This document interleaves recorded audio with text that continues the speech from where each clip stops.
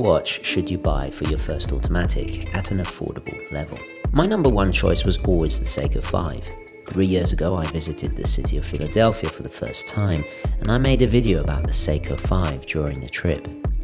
I discussed why it was my first choice and my top recommendation. However, things have changed so much since then. The Seiko 5 line has been rebranded, revitalized and updated. So now I have owned a new generation of 2020 Seiko 5 for a few weeks.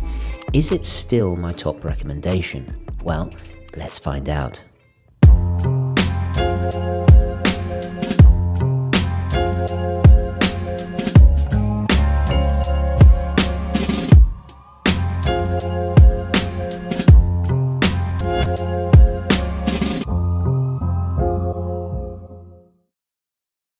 Okay, hi guys, and welcome to the show. And yes, it's turtleneck season, so I'm very happy.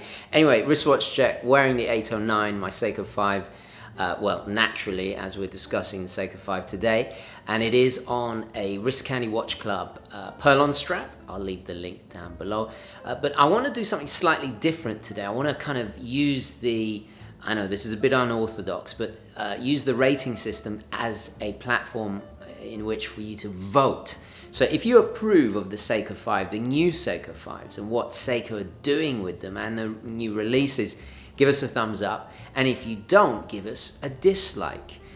So check back in a few weeks and we'll see what the results are. Anyway, let's get into some history. So to fully understand why it was my first choice, first of all, we have to understand the historical significance of the Seiko 5 line. Initially released in 1963, it coincided with a decade that would irrevocably change not only the watch world, but horology and world history in general. By 1969, Seiko released the first quartz watch for commercial sale, and the subsequent domino effect of this more accurate battery-powered technology over the traditional mechanical movements would commence. At the time, Seiko was racing against the Swiss to produce the first automatic-powered mechanical chronograph, and it is still hotly debated who was actually first across the finishing line. Some say Seiko with the 6139 speed timer. Interestingly, it was released under the Seiko 5 moniker, and not their higher-end lines of watches. Was it deliberate to add more salt to the Swiss wound? Well, it was a power move, in fact. And it's often overlooked, but when you begin to understand what the Seiko 5 line originally was intended for, it's undeniably a bold statement. You see, unlike the Swiss rivals in this particular race, the Seiko 5 was not a luxury collection of watches. The Seiko 5 derives its name from the 5 key attributes that all Seiko 5s must possess.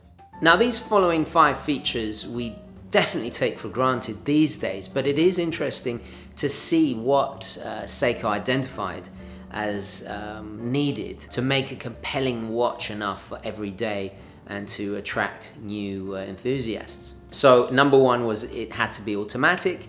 It had to have a day-date complication, which is something I've always said is very handy on an everyday watch. It had to have a decent water resistance that obviously has increased over the years. A recessed crown at 4 o'clock, although that has changed. Now you do have Seiko 5s with the 3 o'clock crown, but what's important is that it is protected in some way. And lastly, a durable case and bracelet.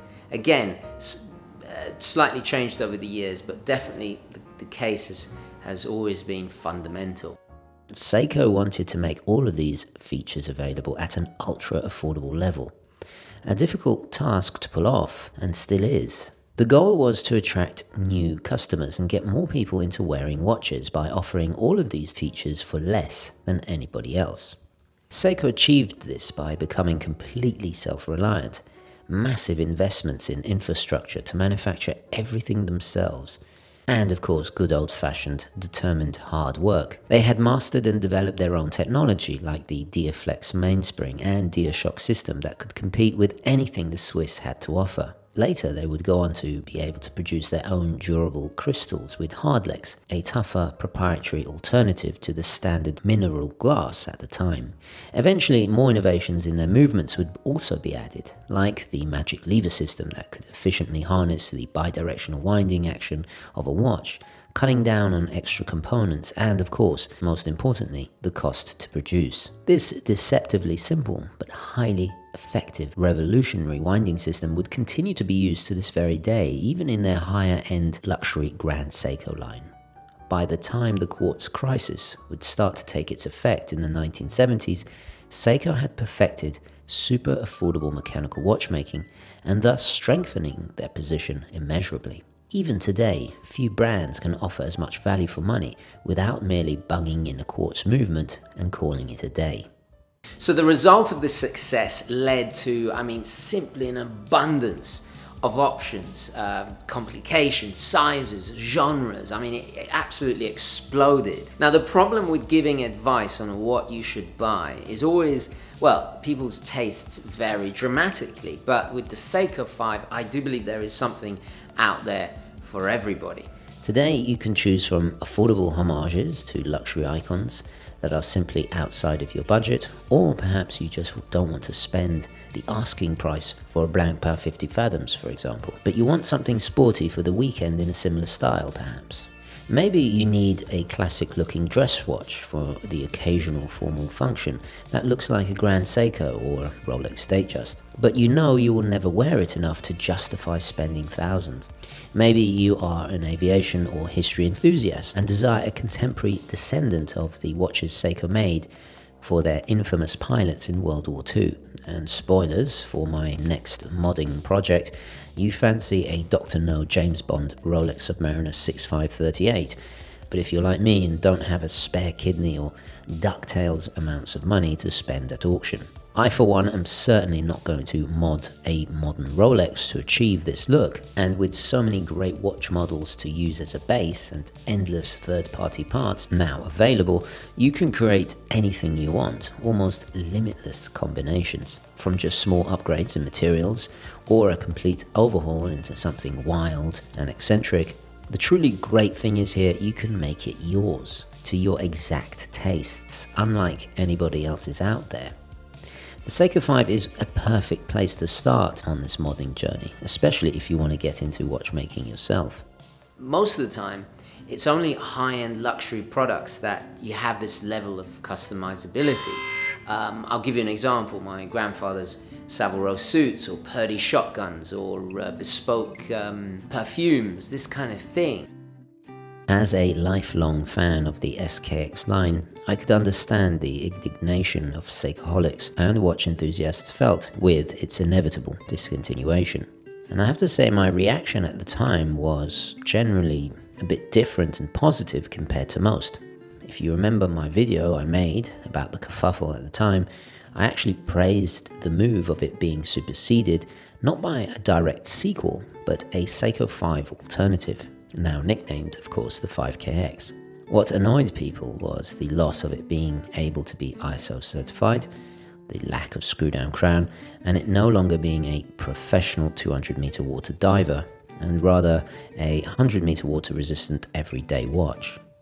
But as I pointed out, Seiko have put out so many strong offerings in the entry to middle-range Prospects line of real capable divers. Was a new SKX even needed?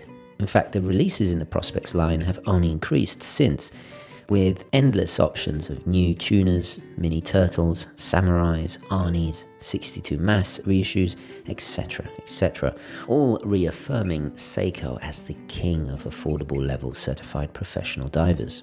But I completely understand, and with my recent review covering their illustrious 65 years of making dive watches, people are passionate about it. The 5KX is not actually a replacement of the SKX, despite the rather misleading nickname it has earned. It is in fact another power move by the brand that thinks 10 steps ahead. For us, not having the grand plan or that command and conquer bird's eye view, how are we actually to truly see what is next or even understand their reasoning?